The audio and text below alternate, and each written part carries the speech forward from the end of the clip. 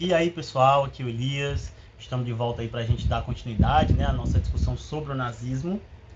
Então, hoje a gente vai comentar mais sobre a chegada dos nazistas ao poder, né? Como é que o Partido Nazista, então, chegou ao poder na Alemanha daquele momento, né? Então, quer dizer, nós vamos comentar agora como é que o Hitler chega ao poder, né? Qual era o contexto ali de disputa política, principalmente já no início da década de 30, né? Que leva à chegada dos nazistas ao poder, tá? Então, vamos lá, não deixem de fazer a leitura do livro, tá? Lá no tema específico, façam as anotações que forem necessárias e mandem dúvidas lá no Google Class, né, para que eu possa responder, para a gente poder dialogar e aí ficar tudo bem entendido. Então vamos lá para a nossa aula. Pessoal, então os nazistas, né?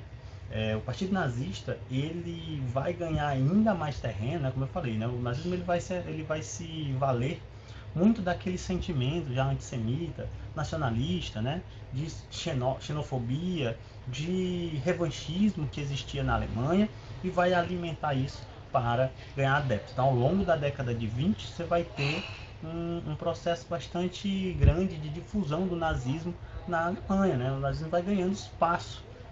E isso tudo se aprofunda com a crise de 1929.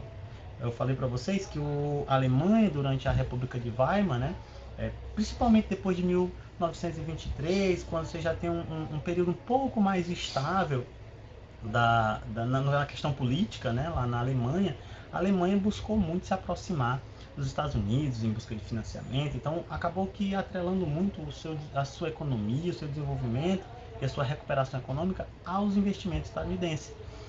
E isso vai ser profundamente afetado pela crise de 1929, né? Com a quebra da bolsa lá em Nova York, em 1929, a Alemanha sentiu profundamente, né, os impactos da crise, levando a uma quebra, né, de várias indústrias, né, o aumento da dívida, um desemprego em massa, né? Você vai ter aí mais 40% do setor industrial desempregado, né? Fechamento de várias indústrias e tudo isso, né, novamente aprofundava aquela descrença. E como eu falei, né, como a crise de 29 ela não é apenas uma crise econômica, né, no sentido de que ela trouxe também aquele sentimento de esvaziamento na crença no liberalismo capitalista, é, e isso vai se ver também no partido nazista, né? Então, o nazismo não criticou o capitalismo, né? Mas criticou o liberalismo capitalista. E detalhe, né? Vai atrelar esse liberalismo principalmente à figura do judeu. E isso fez com que os nazistas fossem ganhando, né, na verdade, mais espaço naquela sociedade.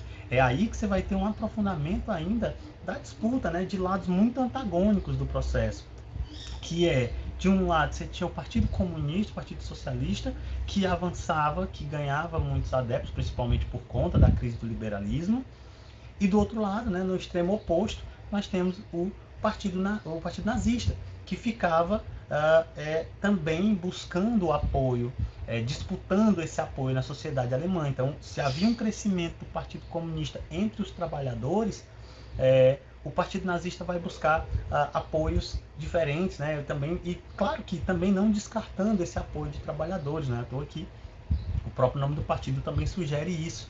E os nazistas então vão iniciar aí um processo, né, de acirramento entre os ânimos aí. Surgem também as milícias, né, paramilitares, a SA, né, que eram as tropas de assalto nazistas e que vão perseguir, né, duramente os comunistas, né, é, na Alemanha, mesmo ainda antes do Partido Nazista chegar ao poder. Então você vê que havia ali um acirramento, uma polarização muito intensa, né, entre o nazismo e esse avanço, né, das ideologias de origem marxista na sociedade alemã, né, dos partidos aí ligados ao marxismo. Não é à toa que dentro do programa nazista, uma das principais pautas era justamente o extermínio, né, do marxismo, no caso, lá na Alemanha. Então havia aí um conflito intenso, né, entre esses dois extremos do espectro político. E os nazistas eles vão buscar o apoio de setores-chave da sociedade, né? Então, por exemplo, vai buscar o apoio dos setores empresariais, né? Que em parte vão dialogar muito com o nazismo, principalmente por medo do avanço do comunismo naquela sociedade. Então o medo do comunismo levou muitos desses empresários, né, de grandes industriais, a se atrelarem e a passarem a financiar o partido nazista, bem como também você vai ter a presença de camponeses, de trabalhadores, principalmente da juventude alemã, né, que vai absorver muito dos ideais nazistas, né, de superioridade, de enfrentamento, né, um ideal extremamente militarizado, né, então isso vai ganhar muito espaço dentro da juventude alemã. Os discursos do Hitler, né, foram fundamentais para isso também. Então, quer dizer, nessa disputa de poder, o Partido Nazista vai crescendo muito mais ao longo aí já na década de 30, né? E isso se demonstra justamente na eleição que viria em seguida, em 1932, né? Então, assim, o nazismo ele vai apelar, né, justamente para os setores mais conservadores dentro daquela sociedade alemã daquele momento. Então, vai vai criticar, né, e exaltar a perseguição aos socialistas, comunistas e opositores, vai incentivar o ultranacionalismo, né, que já vinha sendo alimentado após a Primeira Guerra Mundial e esse tom vai aumentando. Então a ideia mesmo do nacionalismo alemão ele vai crescendo numa proporção cada vez maior ao longo aí e já na década de 30. E isso, né, leva justamente à eleição, né, de quase aí 230 cadeiras no parlamento para o partido nazista. O partido nazista ganha aí quase a maior, quer dizer, ganha quase não, ganha a maioria das cadeiras no parlamento. Então, quer dizer, o partido nazista se torna, né, o partido mais numeroso ali no parlamento alemão. E isso demonstrava esse avanço, né? Então, a eleição desse partido nas eleições ali, né? O fato de eles terem ganhado a maior parte das cadeiras no parlamento demonstrava o avanço desses ideais na sociedade alemã, o avanço dessa ideologia dentro da sociedade alemã, né? O parlamento vai chamar de Reichstag, né? Que é o nome do parlamento. Só que o Hitler concorre, né? Como para primeiro-ministro, né? Que é no caso presidente. Mas quem vence é o Hindenburg, né? O Paul von Hindenburg, que se torna o presidente. Mas, né, claro, né, ele era presidente.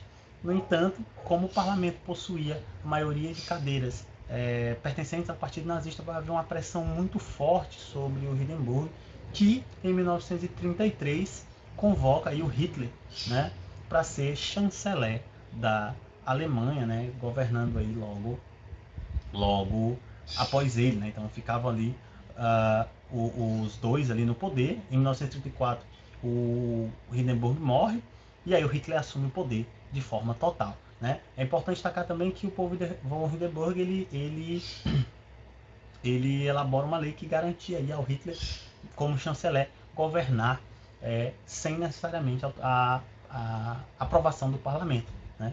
E claro, né, o parlamento ainda com maioria nazista não se opôs a isso. Então quer dizer, o Hitler ele chega ao poder e é a partir daí que ele vai começar a implantar, né, por meio de uma série de medidas e leis, e aí vai tornando cada vez mais a ideologia nazista a ideologia do Estado alemão. Né? Então, aí a partir daí você vai ter o início do totalitarismo nazista, porque aí o Hitler vai usar o Estado da Alemanha para implementar a sua ideologia, né? E implementar as diretrizes do seu partido, certo? Então, é nesse sentido aí que o Hitler chega ao poder. O surgimento das tropas, né, das milícias nazistas, elas estão muito atreladas à chegada ao crescimento do nazismo na Alemanha, né? Inicialmente elas surgem principalmente como formas, né, de implementar, né, o terror de certa forma nazista e perseguir opositores, né? Aí você tem principalmente grupos opositores, os social-democratas e os socialistas, comunistas e anarquistas passavam também a ser perseguidos por essas milícias paramilitares, né? Que depois vão sendo, né, associadas, vão sendo atreladas ao Estado. Depois você vai ter a criação da SS, que era aí sim era a tropa de elite ali do Hitler, né, destinada a executar os mais diversos trabalhos mais sujos que vocês possam imaginar aí do regime nazista, né? Então, basicamente, nós temos um Estado que cada vez mais se militarizava. O Hitler, ele, a partir de 1933, ele passa a romper com quase todas as cláusulas do Tratado de Versalhes. Então, se o Tratado de Versalhes tinha imposto uma série de determinações à Alemanha para conter o avanço econômico ou militar da Alemanha, o Hitler fez questão de sobrepor todos eles e simplesmente descartá-los.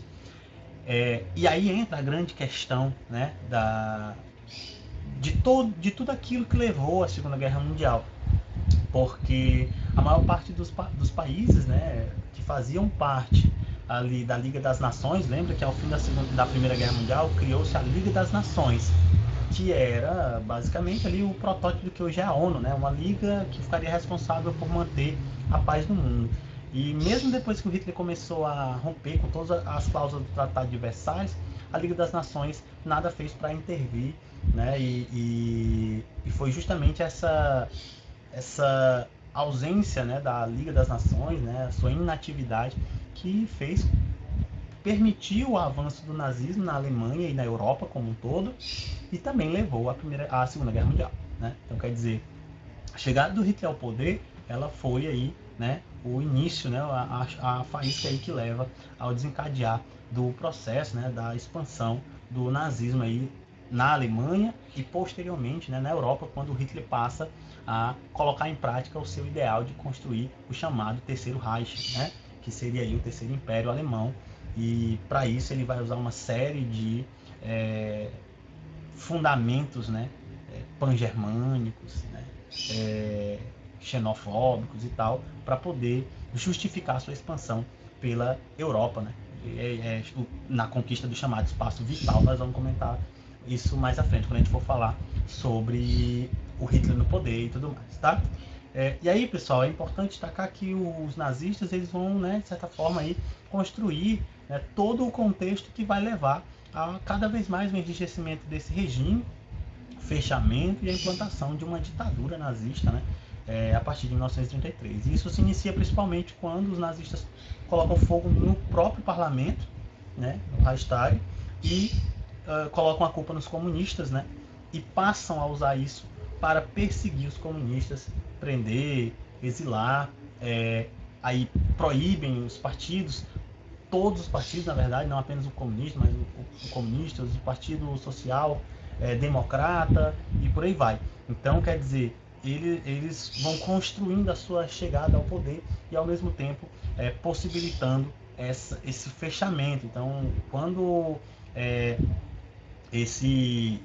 parlamento ele foi incendiado, né, pelos nazistas, e isso é colocado na conta dos comunistas, ali havia um motivo então para perseguir esses comunistas, e aí você vai ter o início, né, de um processo repressivo e de perseguição muito profunda na Alemanha entre 1933 e 1945, né? Quer dizer, é a partir daí que o regime nazista começa a se impor de fato, tá? Então, aqui eu trouxe algumas imagens. Aqui é o Paul von Hindenburg, né, o primeiro-ministro eleito lá próximo ao Hitler, que morre posteriormente, que um desfile da SA, né, das tropas de assalto. A foto, pessoal, ela foi colorida artificialmente, certo? Então existe hoje toda uma técnica para poder fazer a reconstrução, a colorização dessas fotos que geralmente eram em preto e branco.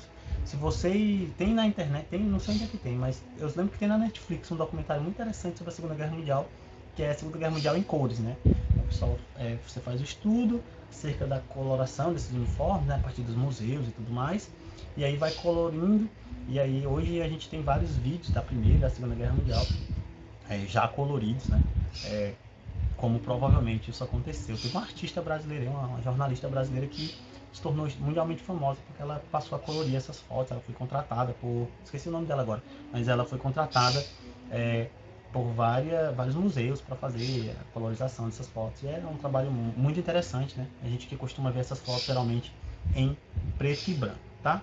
Então vamos passar aqui.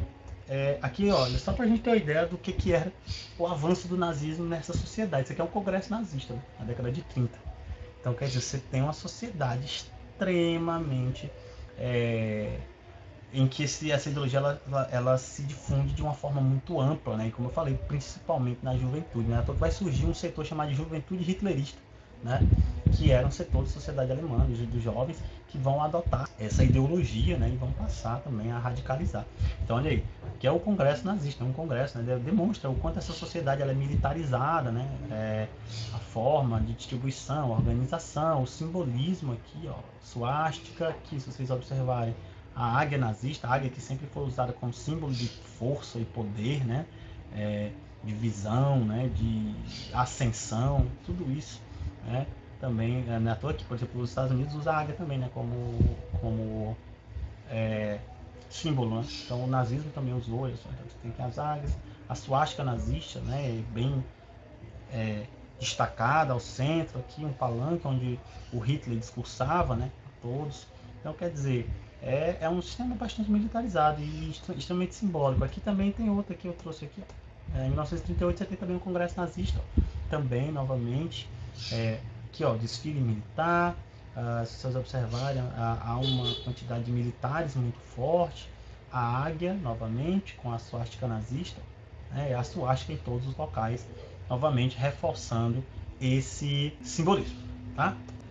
Então, pessoal, por hoje é só, né? Na próxima aula a gente vai discutir, né, as medidas que o Hitler toma, né, e de certa forma a implantação mesmo da ditadura nazista na Alemanha, né, quais são as medidas que o Hitler vai tomando ao longo da década de 30 que vão fortalecendo esse ideal, né, ultranacionalista, né, extremamente xenófobo, que é o nazismo, tá? Então, espero que vocês tenham entendido, né, que tenha sido proveitoso. Muito obrigado por assistir. Então, até a próxima.